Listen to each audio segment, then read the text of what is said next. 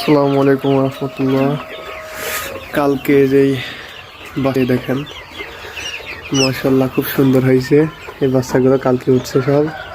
এখন আমি এইখানে বুডারে দিব। এইটা আমার মুরগির খামার, এখানে আমি বুডারে এখন দিব। এই দেখেন কি সুন্দর সুন্দর ফুটফুটে বাচ্চা বেরোইছে, মাশাল্লাহ। এখন আমি এইগুলা বুডারের মধ্যে দিব একে একে।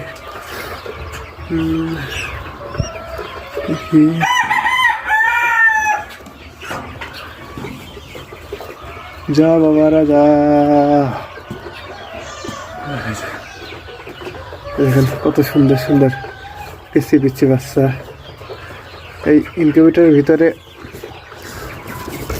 আপনার কাপড় দিছিলাম না, তো তাই যে স্লিপ করে করে এইগুলার পা ওইটি হয়ে গেছে দু একটা। তো আশা করি ঠিক হয়ে যাবে। এখানে কি সুন্দর সুন্দর বাচ্চা দেখেন, মাশাআল্লাহ। এগুলো রাতে উঠছে সব। আমি এখন সকালবেলা এসে এখানে বুডার সিস্টেম করে, এই যে এটার পাও দেখেন, পাওটা হয়ে গেছে। সারা রাত ওর মধ্যে ঘোরাঘুরি করছে। আশা করি ঠিক হয়ে যাবে সব, ইনশাল্লাহ।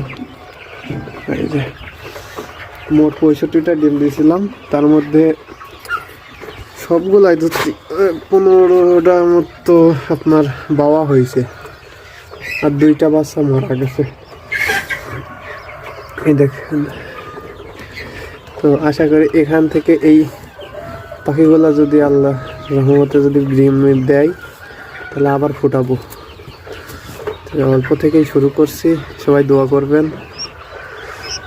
এই বাচ্চারা এখন আমি এদের পানি আর খাবার দিব, কারণ ডিম থেকে বেরোইছে রাতে সন্ধ্যার দিকে।